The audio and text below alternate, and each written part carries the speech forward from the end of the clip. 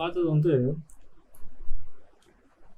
உபதேசம் பெற்றவர்கள் கவனத்தில் வைத்திருக்க வேண்டிய சில விவரங்கள் அப்படின்னு சொல்லிட்டு சித்த வித்தை அப்படிங்கிற நூலில் வந்து சில விஷயங்களை வந்து பகிர்ந்துருக்குறாங்க. அதில் வந்து இன்னைக்கு நம்ம பார்க்க போகிறது அதுக்கு அடுத்த அதனுடைய பிற்பகுதிகள் தான். ஆனந்த பட்டம் அப்படின்னு அது யாருக்கு, அது எதுக்காக அப்பா வந்து அதை கொடுத்தாரு அப்படிங்கிறத பற்றி அவங்க வந்து ஒரு ஒரு இதொன்று சொல்லியிருக்காங்க. அது என்னன்னா, எவர் ஒருவர் 24 மணி நேரமும் சித்த வித்தையை பயிற்சி செய்து கொண்டு சித்த சமாஜத்தினுடையவும் நம்முடையவும் கொள்கைகளை கடைபிடித்து வருகிறாரோ அவரே ஆனந்தன். அப்படிப்பட்டவரே நமது புத்திரர் ஆவார் என பிதா அருளி செய்துள்ளார் அப்படின்னு சொல்லியிருக்காங்க. அப்போ இங்க ஆனந்தர் பட்டம் வந்து நிறைய பேருக்கு கொடுக்கப்பட்டிருக்கு. குருபரானந்தர், சுந்தரானந்தர், மாதவானந்தர், நித்யானந்தர், யோகானந்தர்னு சொல்லி வடகரையிலேயே ஒருத்தர் இருக்கிறாரு, சங்கரானந்தர் அப்படின்னு சொல்லியிருக்காங்க. இன்னும் இந்த மாதிரி 12 ஆனந்தர்கள் இருக்கிறதா நான் கேள்விப்பட்டிருக்கிறேன். ஆனால் அவங்களுடைய முழு விவரம் எனக்கு தெரியாது, அவங்களுடைய பெயர் கூட எனக்கு தெரியாது. நான் கேள்விப்பட்ட வரைக்கும் இருக்கிற பெயர்கள் தான் எனக்கு தெரியும். அப்படி அந்த ஆனந்த பட்டத்தை பிதா வந்து, அதாவது சுவாமி சிவானந்தபுரம் சார் வந்து அவர் இருக்கும்போதே அவங்களுக்கு வந்து கொடுத்துருக்கிறாரு. அவங்களுக்கான எலிஜிபிலிட்டியா சாமி பார்த்தது வந்து இதுதான். 24 மணி நேரமும் அவங்க சித்த விதியை பயிற்சி செஞ்சுட்டு சித்த சமாஜத்தினுடைய கொள்கையிலையும் அப்புறம் இந்த நடவடிக்கை கிரமங்கள்னு சொல்லக்கூடிய சித்த வித்தியார்த்தியினுடைய கொள்கையிலையும் இந்த ரெண்டுலையுமே இருக்கக்கூடியவங்களா அப்படின்னு தான் அவர் அங்கே குறிப்பிடுறாரு. அப்போ சித்த சமாஜஸ்தர்களுக்குன்னு சொல்லி ஒரு 250 ரூல் இருக்கும், அதையும் அவங்க ஃபாலோ பண்றவங்களா இருக்காங்க. இந்த 30 ரூல் அப்படின்னு ஒன்று இருக்கு, இதையும் அவங்க ஃபாலோ பண்றதா இருக்காங்க. இப்படி இருக்கிறவங்க தான் வந்து ஆனந்தர் பட்டத்துக்கு உரியவர்கள் அப்படின்னு சொல்லி சொல்றாங்க. அது மட்டும் இல்லாம அப்படிப்பட்டவங்க தான் நம்மளுடைய புத்திரர் ஆவார் அப்படின்னு சொல்லி போட்டுருக்காங்க. இதுக்கு முன்னமே வந்து அவரை பத்தி அவர் மேல் சொன்ன வகுப்புகளுக்கு அனுசரித்து நடக்கிறவர்களை மாத்திரமே நாம் கவனிப்பதாகும் அப்படின்னு ஒரு சட்டத்தை படிக்கும் போது சொன்னது என்னன்னா, நாம அவருடைய பிள்ளையா இருந்தா தான் அவர் நம்மளை கவனிப்பாரு அப்படிங்கிறது அங்க சொல்ல வேண்டியதா இருந்தது. நாம அவரை அப்பாவை ஏத்துக்கிட்டோம், ஏன்னா அவருக்கு எல்லா தகுதியும் இருக்குது. ஆனா நமக்கு மகனா இருக்கிறதுக்கு தகுதி இருக்கா அப்படிங்கறது ஒரு கேள்வி வந்து எழுப்ப வேண்டியதா இருந்தது. அந்த கேள்விக்கான பதிலா இங்க வந்து போட்டிருக்கிறாங்க. அவருடைய புத்திரர்னா யாரு அப்படின்னா, 24 மணி நேரமும் அந்த சித்த விதி பயிற்சி செஞ்சுக்கிட்டே இருக்கணும். அவங்க சித்த சமாஜத்தினுடைய கொள்கையும் நடவடிக்கை கிரமங்கள்னு சொல்லக்கூடிய இந்த கொள்கைகளையும் கடைபிடிச்சுட்டு இருக்கிறவங்க தான் ஆனந்தர். அவர் தான் நம்மளுடைய புத்திரர் அப்படின்னு சொல்லி சாமி வந்து குறிப்பிட்டிருக்கிறார். அடுத்தது சமாதியை பத்தி ஒரு குறிப்பு இருக்குது, அதையே நம்ம பார்க்கணும். சித்த விதியை பயிற்சி செய்பவர் சரியாக புருவ மைய தியானத்துடன் மேல்கதி பெற்று செத்து போகாமல் மரணம் அடைந்தால் சித்த சமாஜ வெளியீடாகிய உலக சாந்திக்குள்ள ஜீவிதம் என்ற நூலில் விவரித்துள்ளபடி சரியாக சமாதி கட்டி அதில் அவரை அடக்கம் செய்ய வேண்டும் அப்படின்னு சொல்லி போட்டிருக்கிறாங்க.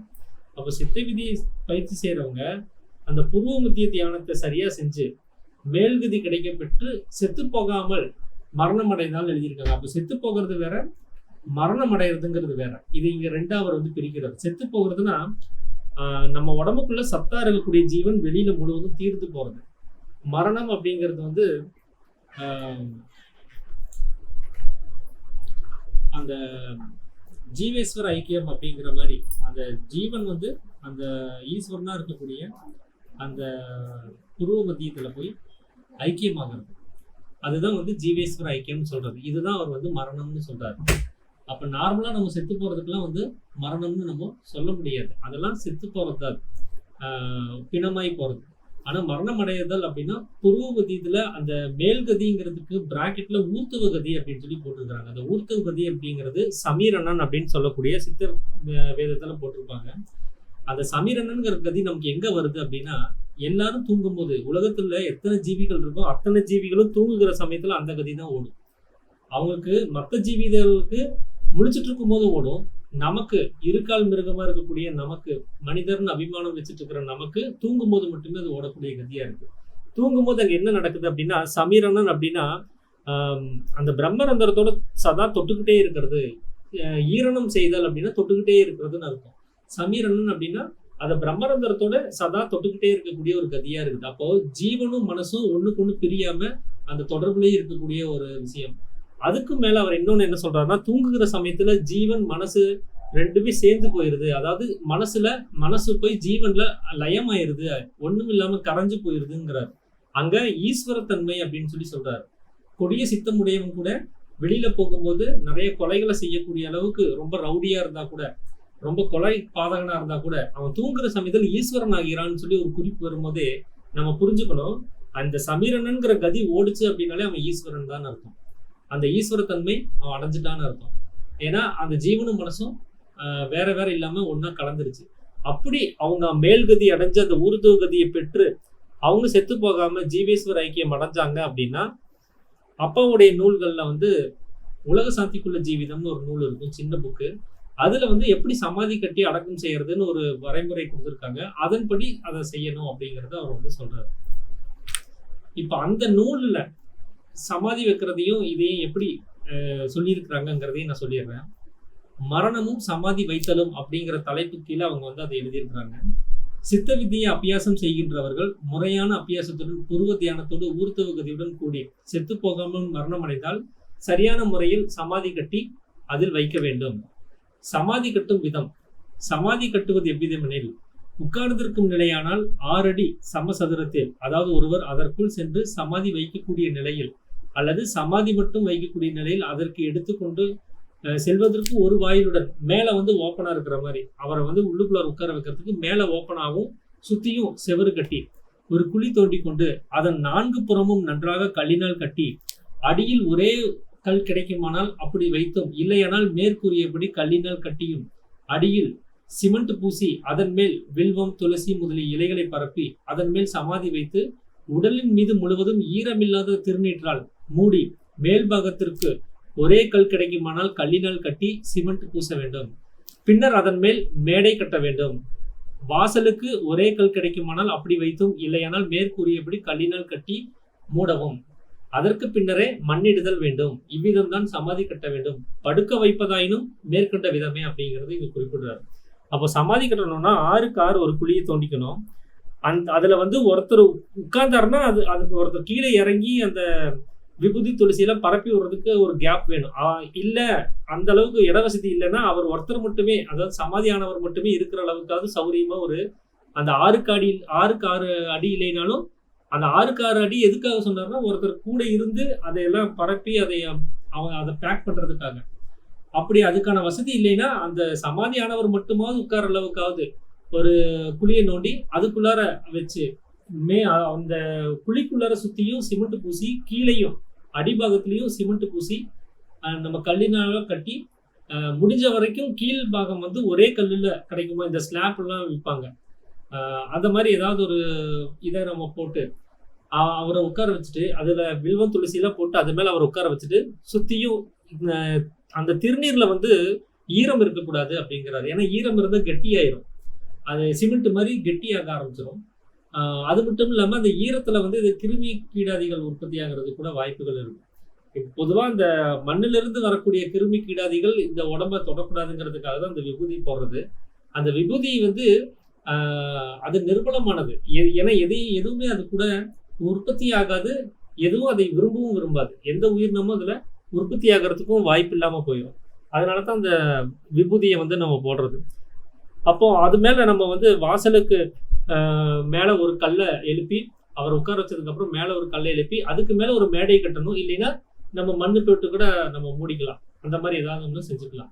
இப்படிதான் செய்யணும். உட்கார்ந்த நிலையில இருந்தா, படுக்க வைக்கிறதா இருந்தாலும் அதே மாதிரிதான் அவங்களுடைய உடம்புக்கு தகுந்தபடி அந்த குழியை கட்டி அப்படின்னு சொல்லி சொல்றாரு. இப்ப படுக்க வைக்கிறது உட்கார வைக்கிறதுன்னு 2 விதத்தை இங்க வருது. அது எதுக்காகனா, நம்ம சித்தாசிரமத்துல கூட போனீங்கன்னா ஒரு சமாதி அப்படி படுக்க வச்ச மாதிரி இருக்கும். அது வந்து ஒரு சிலருக்கு கை கால் விரைச்சிருச்சு, அதை வந்து மடக்கி உட்கார வைக்க முடியல அப்படிங்கிற பட்சத்துல அவங்க நீட்டியே வந்து சமாதி கட்டுறது எல்லாம் உண்டு. அவங்க எந்த வகையில சமாதியானாங்க, அவங்க உண்மையாவே வந்து ஊர்த்துவ கதி அடைஞ்சுதான் சமாதியானாங்களா, சாமி சொன்ன மாதிரி அந்த புருவம் அந்த மத்திய தியானத்தை செஞ்சு ஈஸ்வர சேவை செஞ்சு அந்த ஜீவேஸ்வர ஐக்கிய நிலையை அடைஞ்சுதான் ஆனாங்களான்னு அதை ஆராய்ச்சி பண்றது நம்ம வேலை கிடையாது. ஏன்னா நமக்கு நம்மளுடைய நிலை இப்போ எப்படி இருக்குங்கிறத மட்டும் தான் நம்ம பார்க்கணும். அதனால சமாதி ஆயிட்டாங்களா இந்த முறைப்படி நம்ம செஞ்சிடணும். அவங்க அனுபவத்தை யாரும் வெளியில சொல்றது கிடையாது, அதை சொல்லவும் கூடாதுன்னு சொல்லிட்டாங்க. ஒருவேளை அவர் புருவ மத்தியம் நல்ல சரியவரை தியானம் செஞ்சு அவர் ஊர்த்துவதி கிடைச்சிருந்தா கூட அவர் வெளியில சொல்ல போறது கிடையாது. அதனால என்கிட்ட இவர் சொல்லல, அதனால சாதாரண சமாதியெல்லாம் அவருக்கு நம்ம பண்ண முடியாது. சாதாரணமா சமாதியா இருந்தாலும் பரவாயில்ல, ஊர்த்துவகதியோட நல்ல நிலையில சமாதியா இருந்தாலும் பரவாயில்ல, 2 பேத்துக்கும் ஒரே முறையில தான் செய்யறது வழக்கம். காரணம் என்னன்னா, அவங்களுடைய அனுபவத்தை யாரும் வெளிப்படுத்திக்காதனால அவர் எந்த நிலையில இருந்து சமாதி ஆனார்னு யாருக்கும் தெரியாது. அதனால படுக்க வைக்கிறதா இருந்தாலும் சரி, உட்கார வைக்கிறதா இருந்தாலும் சரி, இந்த முறையில தான் வந்து அந்த சமாதி அடக்கம் பண்ணணும் அப்படிங்கிறத சொல்றாரு. இப்போ சித்த விதி நூல்லையே சித்த விதி பிரச்சாரத்தை பத்தி அவர் சொல்றாரு. ஒரு திரைப்படத்தின் மூலமாக சித்த விதியின் யதார்த்த விவரங்களை பொதுமக்களுக்கு விளங்க வைக்க முடியாது.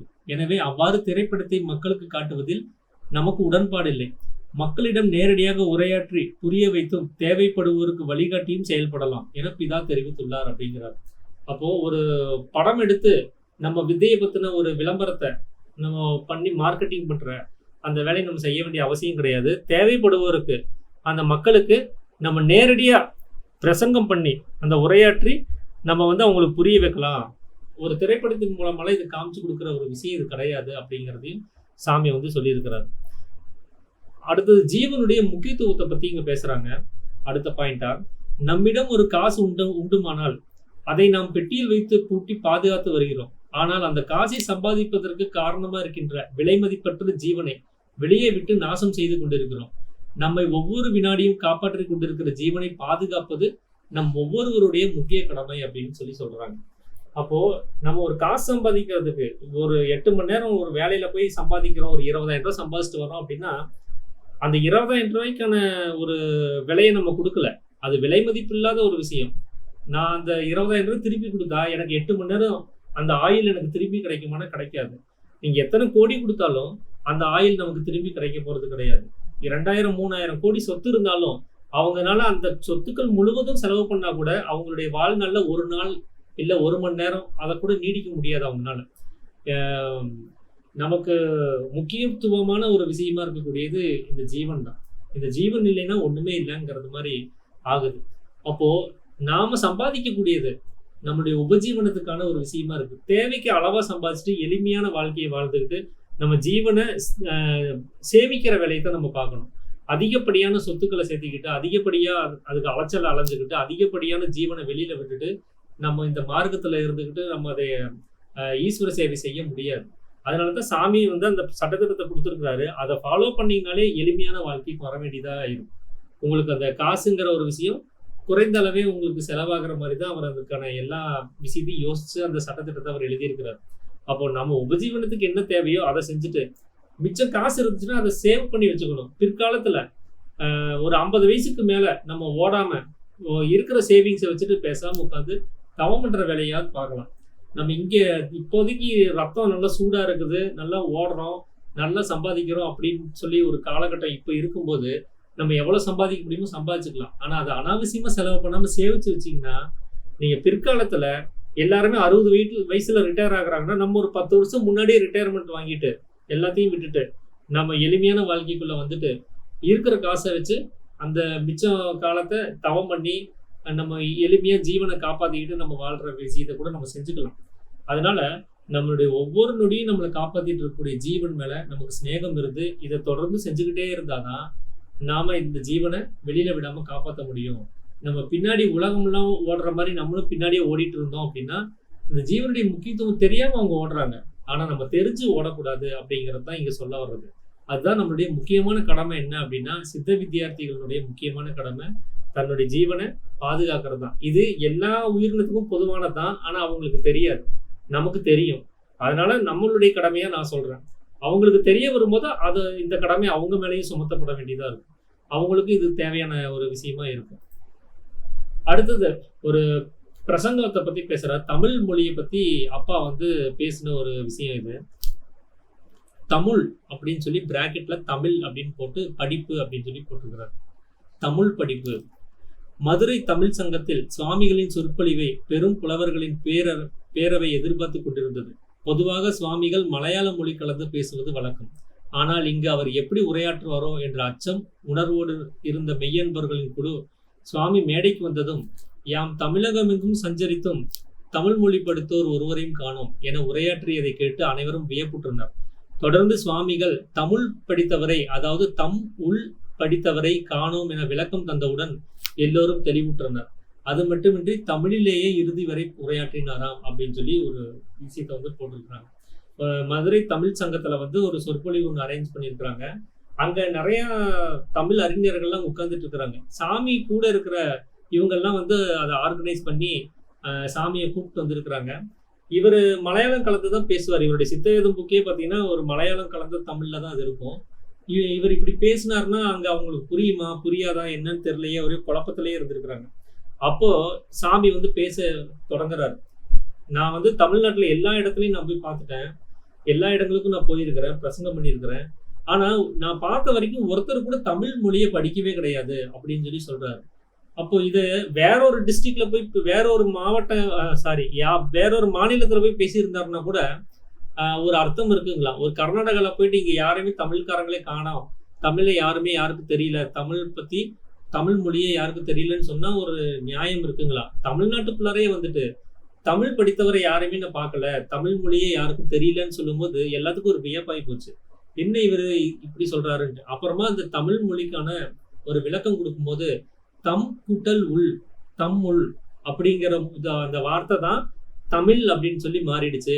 அதனால அந்த தம் உள் அப்படின்னு இருக்கக்கூடிய அந்த மொழி, நம்ம பாஷைகளை பத்தி அப்பா பேசும்போது சொல்லுவாரு, எல்லா உயிரினத்துக்கும் ஒவ்வொரு பாஷைகள் இருக்குது. அந்த காக்கா கத்துறது கூட ஒரு பாஷை தான், அவங்களுக்குள்ள இருக்கிற ஒரு பாஷை, நமக்கு தான் அது கத்துற மாதிரி கேட்குது. நாம எப்படி பல மொழிகளை பேசுறோமோ அந்த மாதிரி நமக்கு புரியாத பாஷையில அவங்க பேசுறாங்க, ஆனா அவங்களுக்கும் பாஷை இருக்குன்னு சொல்லியிருப்பாரு.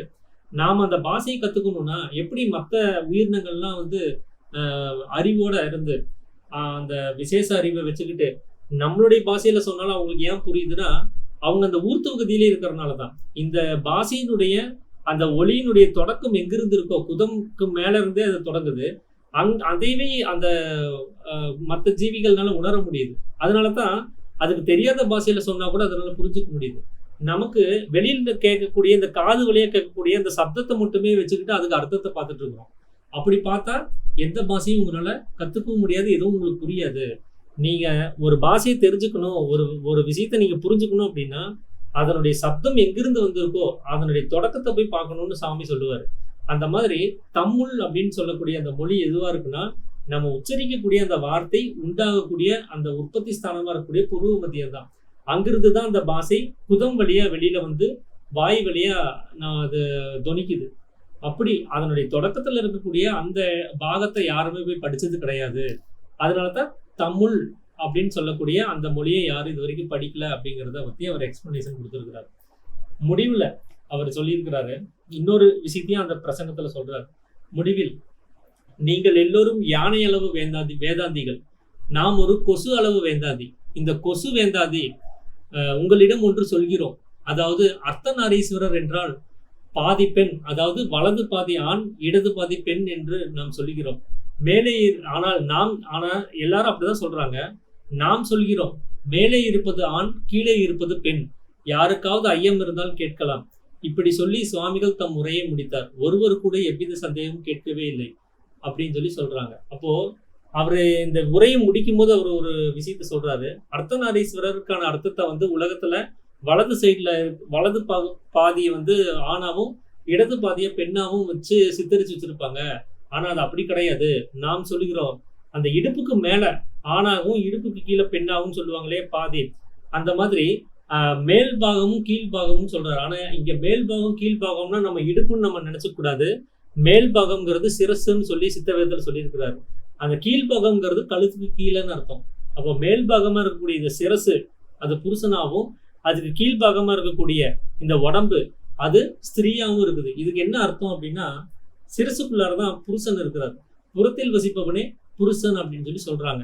அந்த புறத்தில் இருக்கக்கூடிய அந்த புருஷன் சக்தியா சலிச்சு வெளியில வரும்போது அது ஸ்திரீ ஆகுது, அது பெண் தன்மை அடையுது அப்படின்னு சொல்லி சாமி சொல்லியிருப்பாரு. நமக்கு இந்த ரெண்டு தன்மை இருக்கிறதுனால நம்மள அவரு நம்புசகம் அப்படின்னு சொல்லி சொல்லியிருப்பாரு. அதாவது அலித்தன்மை ரெண்டுமே கலந்தவர் அப்படின்னு சொல்லி நம்மள சொல்லியிருப்பாரு. அந்த அகங்காரத்தை சொல்லியிருப்பாரு. அப்போ அந்த ஜீவன்கிறது நம்ம சிரசுக்குள்ளார இருக்குது, மனம்ங்கிறது அந்த சிரசுல இருந்து சலிச்சு கீழ் அத பகுதியில அது வலிஞ்சு வந்திருக்குது. அதனால மேல இருக்கிறது புருஷனும் அதாவது ஆண்ணும், கீழே இருக்கிறது சலிச்சு சக்தியா வெளியில வந்ததுனால அது பெண்ணுனும், இப்படி ரெண்டு பாகத்துல இப்படிதான் இருக்குது. நீங்க சொல்ற மாதிரி லெப்ட் ரைட்ல கிடையாது, மேலும் கீழுமா தான் அந்த ஆண் பெண்ங்கிற வித்தியாசம் இருக்குங்கிறத சாமி வந்து சொல்லியிருக்கிறார். இது யாருக்குமே எந்த சந்தேகமும் வரவே இல்லை. கேட்டிருந்தாங்கன்னா அவர் இதைத்தான் விளக்கமா சொல்லியிருப்பாரு. சித்த வேதத்துல அவர் சொன்ன அந்த விளக்கத்தை அவர் கொடுத்திருப்பாரு. ஆனா யாருமே எந்த இதுவுமே கேட்கல அப்படிங்கிறத சொல்றாங்க. அப்ப தமிழ் மொழியே ஆதிமொழி என்பர். அதாவது தமிழ் மொழியாகும் தமிழ் முதல் மொழி. முதுபெரும் தமிழர் புலவர் தேவநேய பாவனரும் அன்னவர் தம் தமிழாராய்ச்சி கட்டுரை ஒன்றில் தமிழ் என்பதே தமிழ் என்றாயிற்று என்று குறிப்பிட்டதாக தெரிய வந்துள்ளது. பாவேந்தர் பாரதிதாசனும் தமிழை எண்ணுயிர் என்பேன் கண்டீர் என்று கூறியதும் குறிப்பிடத்தக்கது. தமிழ் படிப்பதாவது மத்தக படிப்பேதான், அதுவே மெய்ஞானமும் ஆகும் அப்படின்னு சொல்லி இந்த டாபிக் வந்து முடிக்கிறாங்க. அப்போ வேதநேய தேவநேய பாவனர் அப்படின்னு சொல்லி ஒரு பெரும் புலவர், அவர் தமிழ் மொழியை பத்தி ஒரு ஆராய்ச்சி கட்டுரை எழுதும் போது அவர் அந்த கட்டுரையில் எழுதின ஒரு விஷயம் என்னன்னா, தமிழ் அப்படிங்கிற அந்த வார்த்தை தான் தமிழ்னு மாறிடுச்சுன்னு அவரும் அதை குறிப்பிட்டதா இங்க வந்து ஒரு மென்ஷன் பண்றாங்க. பாரதிதாசன் கூட எண்ணுயிர் அந்த தமிழ் மொழியை பத்தி பேசும்போது எண்ணுயிர் என்பேன் கண்டீர் அப்படின்னு சொல்லி அவர் ஒரு கவிதையில் எழுதுறாரு. அப்போ என்னுடைய உயிராவே தமிழ் மொழியை பார்க்கறேன்னு சொல்லி அவரும் எழுதியிருக்கிறாரு. அப்போ தமிழ் படிக்கிறது அப்படின்னா என்னன்னா, மத்தக படிப்பு, நம்ம வெளியில பார்க்கறதெல்லாம் புத்தக படிப்பு. மத்தக படிப்புங்கிறது நம்மளுடைய அனுபவத்துக்குள்ள வரக்கூடிய ஒரு விஷயம், நம்மளுடைய சிரசுக்குள்ளார இருக்கக்கூடிய அந்த அனுபவத்துல இருக்கிறது தான் மத்தக படிப்பு. அதை தான் புஸ்தகத்துல வந்து ரெஃப்ளெக்ட் பண்றாங்க, பதிக்கிறாங்க. அதை நம்ம படிக்கிறதுல நமக்கு எந்த யூஸும் கிடையாது. நாம அனுபவப்பட்டா மட்டும்தான் அந்த தத்துவங்கிறது விளங்குங்கிறத முன்னமே வந்து அவர் அக்ஷராபியாசம் அப்படிங்கிற ஒரு சாப்டர் எடுக்கும்போது அவர் பேசியிருப்பார். ஸோ இதுதான் வந்து மெயின் ஞானமா இருக்குது அப்படிங்கிறத வந்து சொல்றாரு. ஸோ இதுதான் வந்து இன்னைக்கு உங்களோட நான் பகிர்ந்துக்கணும் அப்படின்னு சொல்லி நான் ஆசைப்பட்டது. அனைவருக்கும்